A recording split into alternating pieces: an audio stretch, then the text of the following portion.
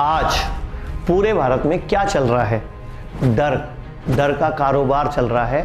सन 2015 में, आज से ठीक 5 साल पहले, डीडी न्यूज़ की एक वीडियो क्लिप भी दिखाऊंगा मैं आपको, जिसमें आज से ठीक 5 साल पहले सेम ऐसी सिचुएशन, मास्क लगाने की सलाह और ये सब भी बताया गया था। ऐसा ही खेल 2009 में भी हुआ था। हर साल में, 2 साल में, 5 साल में, 10 साल में एक खेल रचा जाता है एलोपैथी को जिंदा रखने के लिए, वैक्सीन के जाल को जिंदा रखने के लिए। लेकिन आप क्या करोगे, हम क्या करेंगे? लोग बहुत डरे हुए हैं क्योंकि भारत में लगभग 6000 से ऊपर मौतें हो चुकी हैं और लगभग 2.5 लाख लोग संक्रमित हो चुके हैं। तो क्या आपको लगता है अगर हम एवरेज निकालेंगे तो लगभग 3% से कम निकलेगी एवरेज, यानी कि 2.5% की एवरेज है लोगों की मौत की, जितने लोग संक्रमित हैं। लेकिन मैं आपको समझाना चाहूँगा क्या कि वाकई में ये सच है जो न्यूज़पेपर दिखा रहे हैं, टीवी दिखा रहे हैं, या सच कुछ और है? तो बताता हूँ आपको। एक्चुअल में आप ये देखिए टेस्ट कितने हुए हैं। भारत में लगभग 45 लाख टेस्ट हुए हैं, तो 2.5 लाख मरीज मिले हैं और उसमें से 6000 लोग मरे हैं। तो अगर हम 45 लाख से 6000 लोगों की संख्या निकालेंगे तो 0.15% ये एवरेज निकलेगी, यानी कि 0.1%, 1% भी नहीं, 0.1%, यानी कि बहुत न्यूनतम एवरेज है। और एवरेज उतनी ही है जितने लोग पूरे साल में भारत में एक्सीडेंट से मरते हैं, सड़क दुर्घटनाओं में मरते हैं। और इससे ज़्यादा लोग तो रोज़ कैंसर, हार्ट की प्रॉब्लम और टीबी से मरते हैं, यानी कि रोज़ इतने मरते हैं जितने कोरोना से टोटल मरे हैं अभी तक। और पूरे विश्व का आंकड़ा ले तो रोजाना 1.5 लाख मौतें पूरे विश्व में रोज होती हैं और पूरे विश्व में रोज 3,60,000 बच्चे पैदा होते हैं। तो आपको डरना किस चीज़ से चाहिए? डरना चाहिए आपको इस चीज़ से कि इकोनॉमी का क्या होगा। मैं कहीं पढ़ रहा था और काफ़ी दिन से देख भी रहा हूँ कि इतने लाख लोगों की नौकरी चली गई या इतने करोड़ लोग बेरोजगार हो जाएंगे, तो ये बड़ा संकट है। तो अब मेरी एक सलाह है आपके माध्यम से सरकार को भी और अथॉरिटीज़ को भी, जो डिसीजन लेते हैं, कि रोजाना अगर संक्रमण के मामले बढ़ रहे हैं, जैसे कल लगभग 10,000 केस सामने आए और चैनल पे बड़ी न्यूज़ थी, अब तक आए सबसे ज़्यादा कोरोना के मामले, तो भैया वो आएंगे ही क्योंकि टेस्ट ज़्यादा हुए।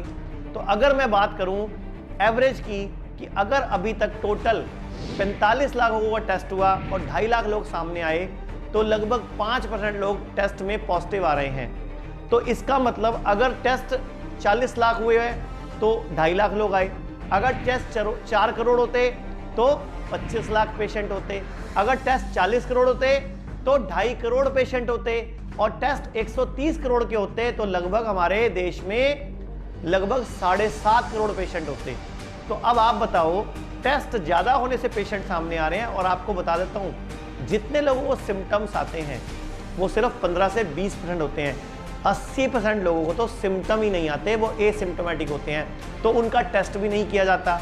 और अगर मैं आज कल परसों की खबरें देखूं तो दिल्ली और मुंबई की, महाराष्ट्र की चौंकाने वाली खबरें क्या है? हॉस्पिटल में बेड ही नहीं है, क्योंकि डर का कारोबार अभी बंद नहीं हुआ।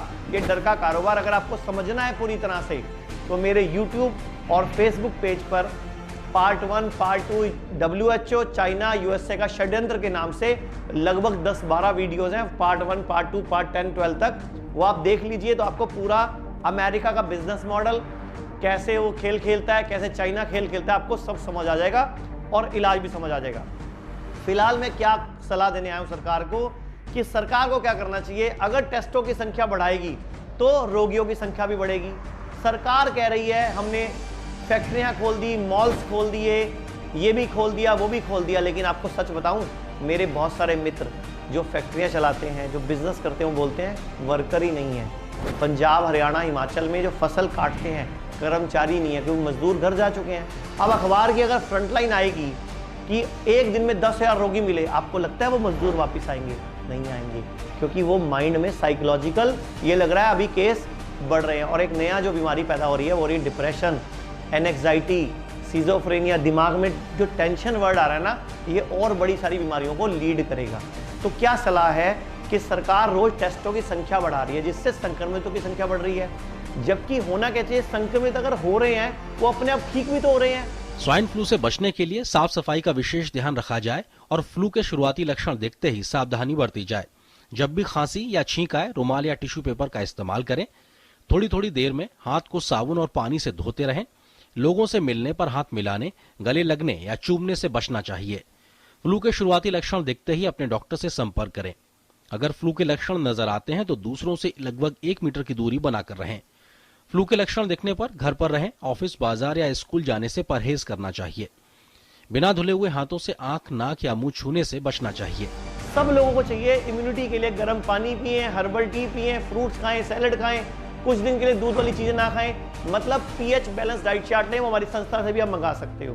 अब बात करते हैं सरकार को करना क्या चाहिए। सरकार को करना चाहिए टेस्टों की संख्या धीरे धीरे कम कर दे ताकि केस सामने ही ना आए। तो जो मजदूर घर गए हैं, जो वर्कर्स घर गए हैं, वो वापस आ जाएंगे।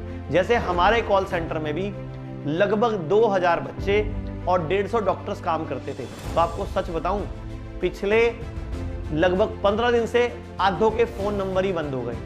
लगभग 50% हमारी जो संख्या है काम करने वाले कर्मचारियों की वापस ही नहीं आए, यानी कि उम्मीद भी नहीं है, हमें नई हायरिंग करनी पड़ेगी। हम लोग तो आयुर्वेद वाले हैं ना, तो हमें तो अपना काम बढ़ाना है, क्योंकि देश के अंदर इस टाइम आयुर्वेद का टाइम चल रहा है। तो हम आयुर्वेद के माध्यम से देश के लोगों की सेवा करना चाहते हैं। हमारा मकसद तो ये है कि देश में आयुर्वेद को इतना फैला दो कि अपने आप ही लोग एलोपैथी यूज ना करें, साइड इफेक्ट्स आएंगे ही नहीं। लेकिन सरकार को टेस्ट घटाकर, जब टेस्ट घटेंगे तो संख्या घटेगी, तो अखबारों में पॉजिटिव न्यूज आएगी, तो धीरे धीरे वो वर्कर्स वापस आएंगे, इकोनॉमी पटरी पर दौड़ेगी। आप कब तक घर से बाहर नहीं निकलोगे? आप कब तक घर पे बंद रहोगे? आपको अल्टीमेटली तो निकल के बाहर आना ही पड़ेगा ना। तो मैं सबको ये बोलना चाहूंगा कि इस वक्त हमें सकारात्मकता फैलानी चाहिए, हमें पॉजिटिविटी की बातें करनी चाहिए, हमें खुश रहना चाहिए, हमें हंसना चाहिए, हमें एक दूसरे की साथ देना चाहिए, हमें एक दूसरे की मदद करनी चाहिए। तो मैं आपके माध्यम से एक मैसेज देना चाहता हूं पूरे भारत के हर व्यक्ति को। अगर आप में से कोई भी बेरोजगार है, खुद का काम करना चाहता है या जॉब करना चाहता है, हमें टैलेंटेड लोगों की जरूरत है। हमें टैलेंट चाहिए। हमें पूरे भारत से समझदार लोगों की पूरी फौज चाहिए। तो जितने भी लोग हमारी संस्था के साथ जुड़कर हमारी ब्रांच खोलना चाहते हैं या जॉब करना चाहते हैं या किसी भी जगह पे कोई किसी भी शहर में काम करना चाहते हैं, चाहे मेल चाहे फीमेल, वो हमें नंबर पे व्हाट्सएप करें, अपना पूरा रिज्यूम भेजें। हमारे यहाँ बहुत लोगों की जरूरत है, क्योंकि हमें पूरे भारत के हर घर घर में टीबी का, बीपी का, शुगर का, जोड़ों के दर्द का, लीवर खराब का, किडनी फेल का इलाज पहुंचाना है, ताकि भारत का हजारों करोड़ रुपया जो बाहर जा रहा है वो नहीं जाए।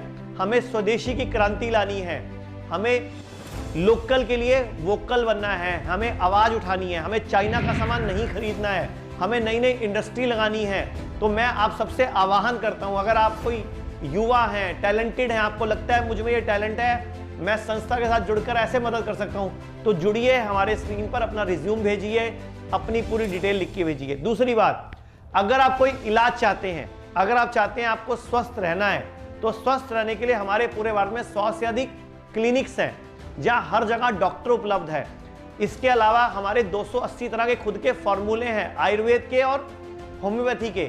आप घर बैठे भी दवाई मंगा सकते हैं, हमारे क्लिनिक पे आकर डॉक्टर से मिलकर 1-to-1 भी दवाई ले सकते हैं। हमारा मकसद है आप लोगों को स्वस्थ करना। इसके अलावा अगर आप चाहते हो मुझे बिना किसी दवाई के वैसे ही ठीक होना है, तो स्क्रीन पर जो नंबर चल रहा है वहां मैसेज भेजिए, उनसे बोलिए मुझे पीएच बैलेंस डाइट चार्ट चाहिए, मुझे बीएफएफ के बारे में जानना है, बॉडी फ्रेंडली फूड के बारे में। अभी तक आप टंग फ्रेंडली फूड जानते हो, लेकिन हम आपको समझाएंगे बॉडी फ्रेंडली फूड, ताकि आपका शरीर अंदर से इतना ताकतवर हो जाए, तो चाहे कोरोना आए, चाहे कोविड आए, चाहे हंटा आए, चाहे कोई और आए। अभी परसों का एक न्यूज़पेपर था जो बोल रहे थे कि जितने भी लोग नॉनवेज खाते हैं, यानी कि चिकन खाते हैं, ये स्क्रीन पर न्यूज़ भी आ रही है, उन सबको भी आने वाले टाइम में चिकन से एक वायरस फैल सकता है जो बहुत बड़ी गंभीर बीमारी बनेगा। तो मैं तो अपील करूंगा कि आप लोग धीरे धीरे नॉनवेज से पीछा छुड़ाइए, आप लोग एल्कलिनिटी की तरफ आइए, पीएच बैलेंस को मेंटेन कीजिए, क्योंकि आज जो व्यक्ति नॉनवेज खाता है उसके लीवर पर दुष्प्रभाव पड़ता है, उसकी किडनी पर एक्स्ट्रा लोड पड़ता है, उसको दिक्कत आती है, उसका ब्रेन डिस्टर्ब होता है, उसकी बॉडी का हार्मोन सिस्टम बिगड़ता है। आज क्यों छोटी छोटी लड़कियों को कम उम्र में पीसीओडी हो रही है, क्यों छोटे छोटे उम्र के युवाओं को सेक्स की वीकनेस हो रही है, क्यों उनको लिबिडो की प्रॉब्लम हो रही है, क्यों वो डिप्रेशन के शिकार हैं। रोज सुनते हो आप, फलाने ने आत्महत्या कर ली, फलाने ने छत से कूद के आत्महत्या कर ली, फलाने ने ट्रेन की पटरी पर लेट गया। क्यों ऐसा डिप्रेशन, क्यों ऐसी एंग्जाइटी फैल रही है? और मैं आप सबसे बोलना चाहूंगा कि ये वो काल है जिसको रिसेशन बोलते हैं, लेकिन रिसेशन अगर लंबा चले तो डिप्रेशन में बदल जाता है। हम सब अगर भारतीय सोच लें, सभी धर्म के लोग, कि हम एक रहेंगे, भारत की मदद करेंगे, भारत को आगे बढ़ाने में भारत के अंदर एक बहुत बड़ी भूमिका निभाएंगे, तो ऐसे युवाओं का, चाहे वो किसी भी धर्म का हो, किसी की जाति का हो, हमारे यहाँ स्वागत है। आपके लिए हमारे दरवाजे हमेशा खुले हुए हैं। आप कैसे भी हमारे साथ जुड़ सकते हैं। अधिक जानकारी के लिए अगर आप हमारे साथ जुड़ना चाहते हैं तो इस नंबर पे कॉल कीजिए। अगर आप डाइट के बारे में कुछ जानकारी चाहती है तो इस नंबर पे कॉल कीजिए। और आप हमारी क्लिनिक पे जाके डॉक्टर से मिलना चाहते हो तो इस नंबर पे कॉल कीजिए। और हमारे यहाँ से कोई आप घर बैठे हर्बल दवाइयाँ मंगवाना चाहते हो तो इस नंबर पे कॉल कीजिए। हमारा एक ही मकसद है, हमारा भारत स्वस्थ रहे, सभी निरोगी रहे और भारत में खुशहाली आए। धन्यवाद।